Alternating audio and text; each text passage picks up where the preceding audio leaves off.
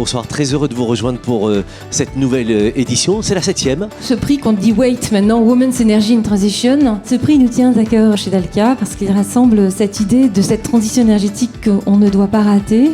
Et on ne la ratera pas si on dispose des compétences. Et d'une manière générale, on cherche évidemment à promouvoir la place des femmes, mettre en lumière, mettre en valeur, encourager des femmes qui ont fait ce choix des métiers scientifiques au service de la transition énergétique.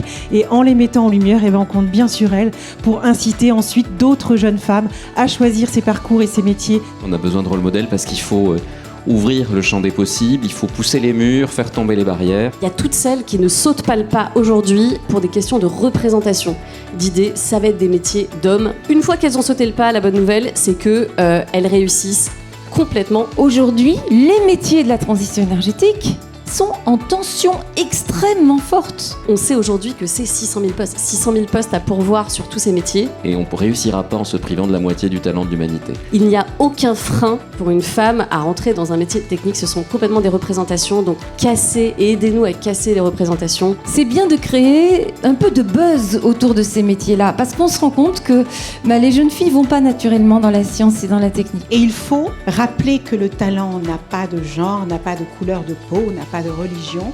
Rappeler que nous avons désespérément besoin des ingénieurs pour transformer ce monde en ce en quoi il est censé devenir. Et donc c'est important de parler des métiers, c'est important de reconvertir et de parler de formation. Tout au long de la vie, on peut reprendre des passerelles pour se reformer rapidement, efficacement. On voit qu'il y a des opportunités énormes dans le groupe EDF chez Dalkia. On voit l'incarnation magnifique ce soir de toutes ces opportunités du champ des possibles. Je pense qu'il faut accompagner les générations futures vers ces enjeux. C'est offrir aux jeunes femmes la possibilité d'aller dans des parcours professionnels porteurs de sens et porteurs tout court. La transition va vous accompagner longtemps parce que c'est un marathon, plusieurs marathons. Il faut avoir du souffle, il faut avoir de l'énergie, il faut avoir de l'ambition. Je sais que c'est ce qui vous réunit. Je suis arrivée à la Chambre de commerce en tant que présidente, je suis la 2e femme en un siècle. Et donc tout de suite, je me suis dit là où je suis, je dois mettre en action des choses pour les femmes. C'est de notre responsabilité. À chaque fois qu'on accède à des niveaux de responsabilité, de pouvoir, c'est très important de lutter contre les inégalités. Votre destin vous appartient. Personne ne peut savoir mieux que vous quel destin vous allez tracer et quel sera le titre du livre de votre vie.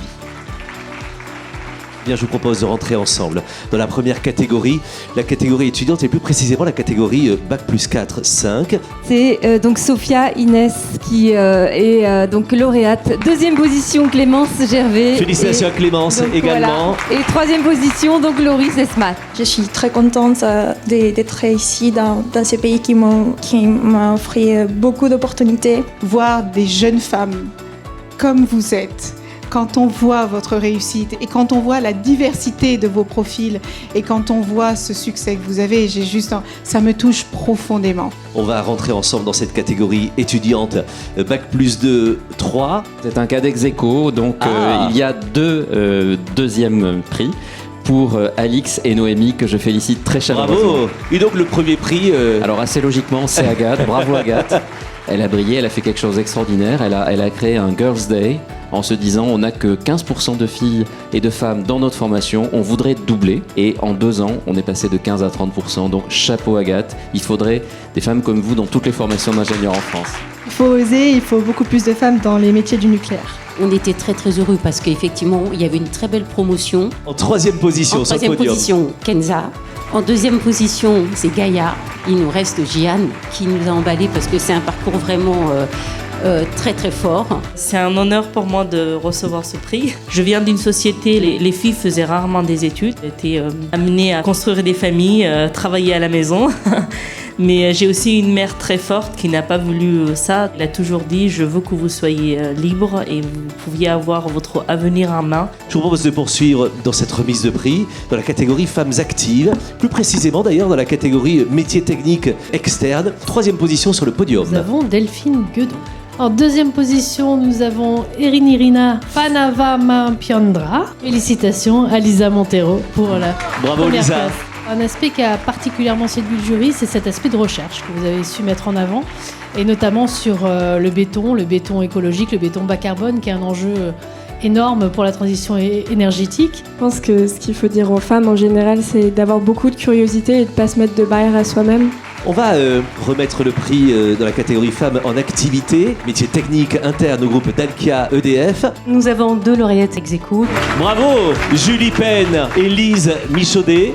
Le jury a donné un coup Encore de cœur. Ah. Un coup de cœur pour Saratou. Saratou, c'est une femme engagée, avec un parcours impressionnant. On va remettre le dernier prix ce soir, et pas des moindres bien sûr, le prix interne technicienne.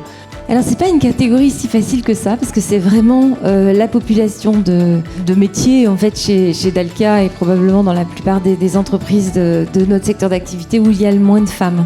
Donc voilà, on a très envie de primer et de montrer des techniciennes. Il se trouve que là on a un parcours incroyable. Elle s'appelle Valérie Bernard. Vous êtes un modèle de réussite et on va parler de vous pour donner envie à d'autres de faire pareil. Merci beaucoup.